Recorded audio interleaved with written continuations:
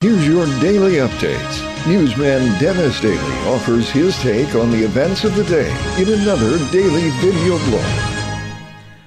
Hi, and thanks again, everybody. I had to put new batteries in one of my self-setting clocks today. It's an atomic clock, and one of the things that happens is that clock, when you put the battery in, has to catch up with what time it is.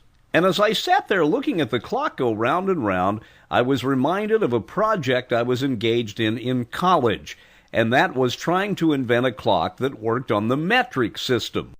But the problem in trying to do that became very, very complicated when you consider that we have 24 hours a day in two 12-hour cycles, 60 minutes in each hour, 60 seconds in each minute. So if you went to 10 hours a day, they'd be very long days. If you went to 100 hours a day, they wouldn't be long enough. So we're pretty well stuck with what we have when it comes to telling time. But what about converting this country to metric? We tried it in the 1970s. A lot of gas stations started selling gas by the liter, but it just didn't work. Notice here on the map how green the world is, except for the U.S. That's because the green countries are the ones that over the years have adopted the metric system. Only 3 countries don't use metric out of 203 in the UN: Burma, Liberia, and the good old United States. And the U.S. is the only industrialized country in the world that has not gone metric. Now, I am not suggesting we go metric overnight. That was the mistake that was made by the government decades ago, expecting us to learn it overnight. We should start teaching it in kindergarten and then 13 years from now say, okay, we're going to go metric. Being a non-metric country puts us at a terrible disadvantage in industrializing, merchandising, and manufacturing around the world.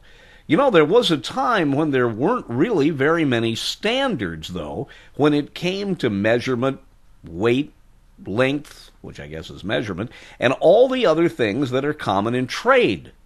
What you're looking at is a standardized weight of a specific number of ounces kept by the government.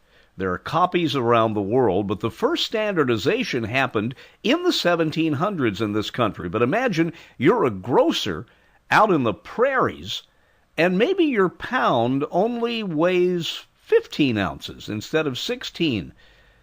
Over a period of days, you would come out ahead because you were not giving the full measure. Giving the full measure is why we have to have standardization, and we have certainly worked that out with the foot, the yard, the pound, and the gallon. The problem is we are used to the foot, the yard, the pound, and the gallon, but you can't divide them into each other evenly. Water freezes at 32 and boils at 212. In the metric, it's 0 and 100.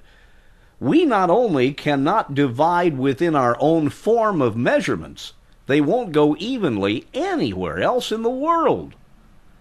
I'm Dennis Daily with your daily news update.